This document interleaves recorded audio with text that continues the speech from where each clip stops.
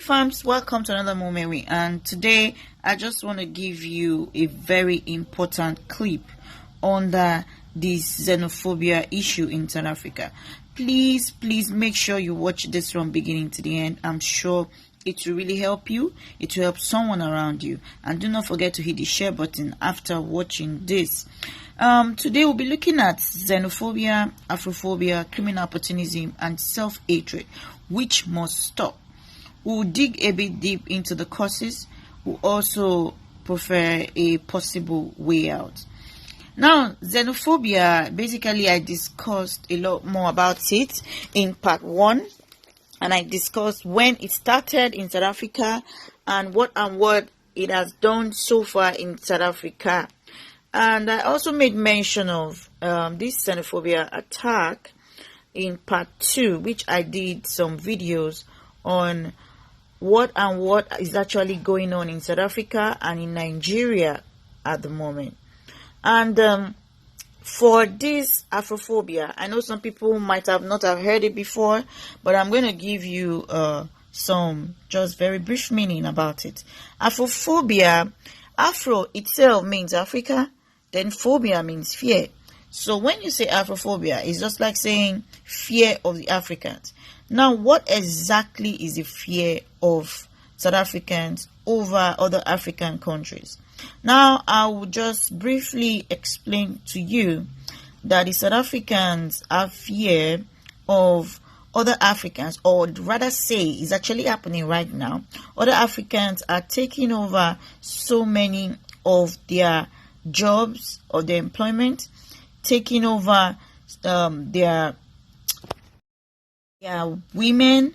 Foreigners are taking over so many things. Foreigners are visiting their country and doing illegal activities, which is not acceptable.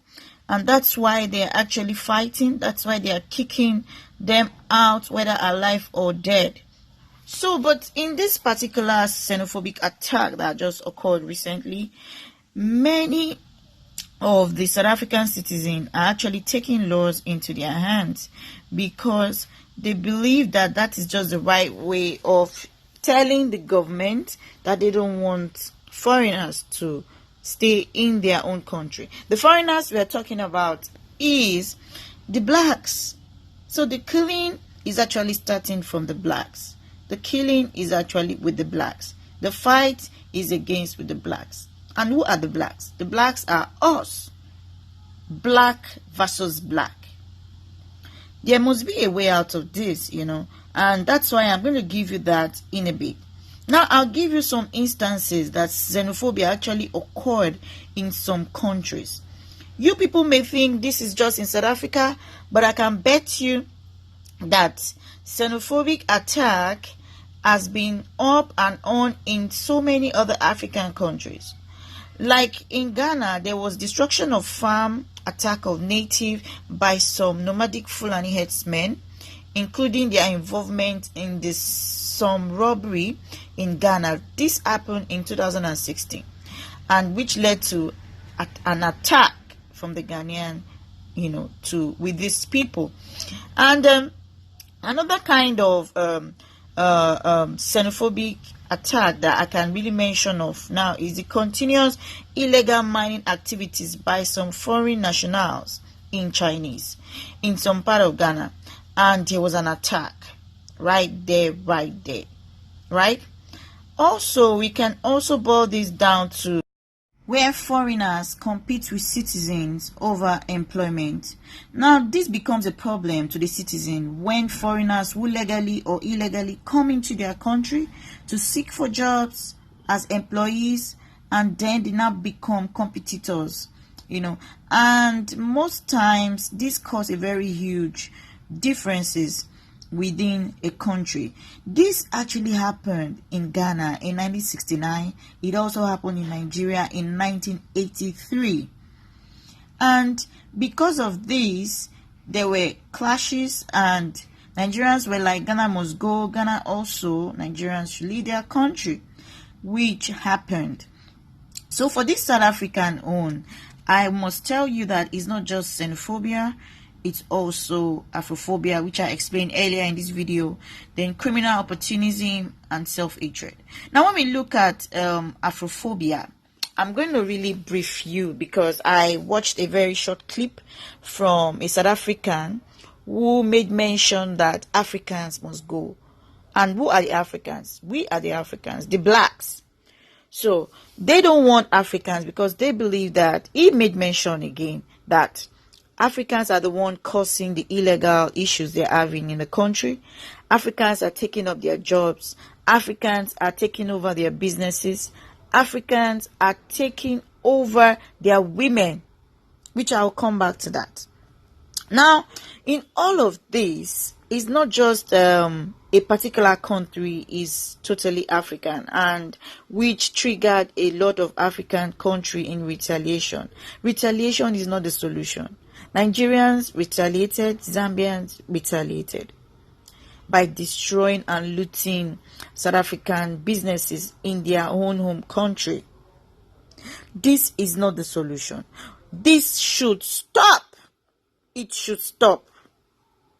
Now, because of this, there are a lot of criminal opportunities. People are actually taking the advantage of this issue and steal things intentionally from all of these foreigners in their country. And this is not just that, it's causing self-hatred. Imagine one video I actually watched about one South African lady who made mention that she's not married to a South African person, she's married to an African, and she has a daughter. She's not working, she only depends on her husband. And at the moment, because of this issue, if they now get the husband killed, what will happen to her? Who will she rely on?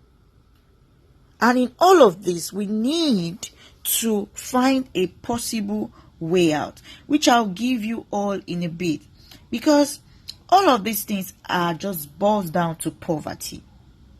I tell you, it boils down to economic drain down of a country. Now, for a particular set of people who can stand to say, okay, we are going to fight this to death, what do you think? Don't you think that this is as a result of the economic situation that is not favorable to some set of people? And this can be brought straight to the government. The government of a country should strictly state out laws in place to be favorable to their citizens. I tell you, this would really help. And I mean laws like free education, laws like enough of job creation.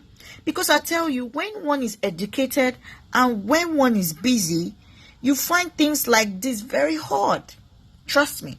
You find things like this very uncalled for. Because these foreigners you're talking about, you need them to do business. In every African countries, there are so many things that we all do for one another.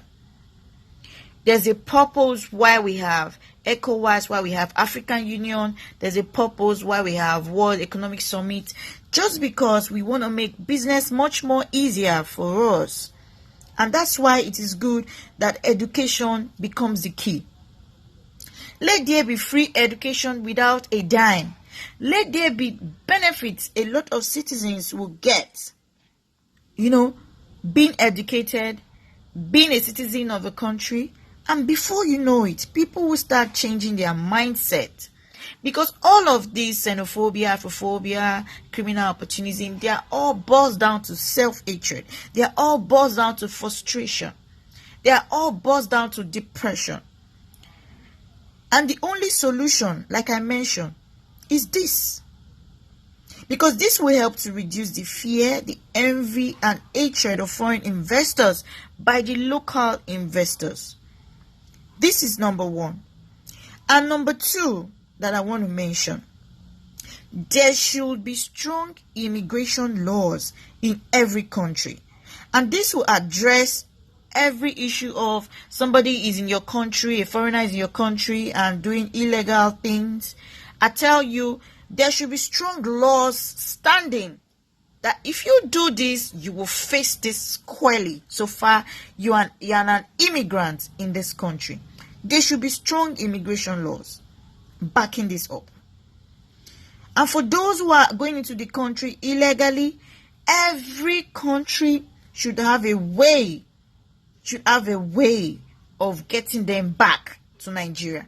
You should not let someone stay in a country illegally. It is wrong. It is an offense. So this is the second point that I'm giving you today. All that I'm doing is just to make sure that we all try to change our mindset, because in fact social media has been a way of even triggering a lot of more youth into retaliating, into doing a lot of more looting. I can't believe looting actually happened in Nigeria. This is like the first time it's happening. I knew that yes, there was an attack on MTN in 2015, but trust me, there was not looting. Looting of SHOPRITE, despite the security, despite so many things attached, it shows that the social media are also taking advantage of sharing self-hatred among us. We are Africans. This must stop. This must stop.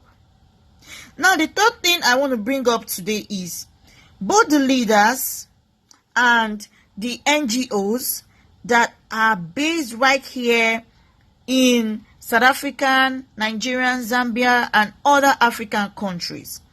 There is a need for them to sanitize their people, which is the third one I'm just giving you right away. They need to sanitize their people. They need to teach them that hatred is a no-no. We can't hate ourselves. We can't continue to hate ourselves, because hate itself is an open attack on tolerance. We can't hate ourselves. We are the same race. Most of us have access to post a lot of videos regarding this issue are not doing it. You know why?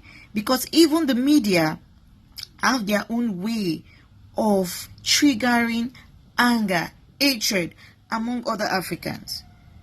Now, the media, the reporters are supposed to be well educated enough to understand that there are things which helps to trigger more hatred and could lead to a lot of more chaos because of this particular issue up and on.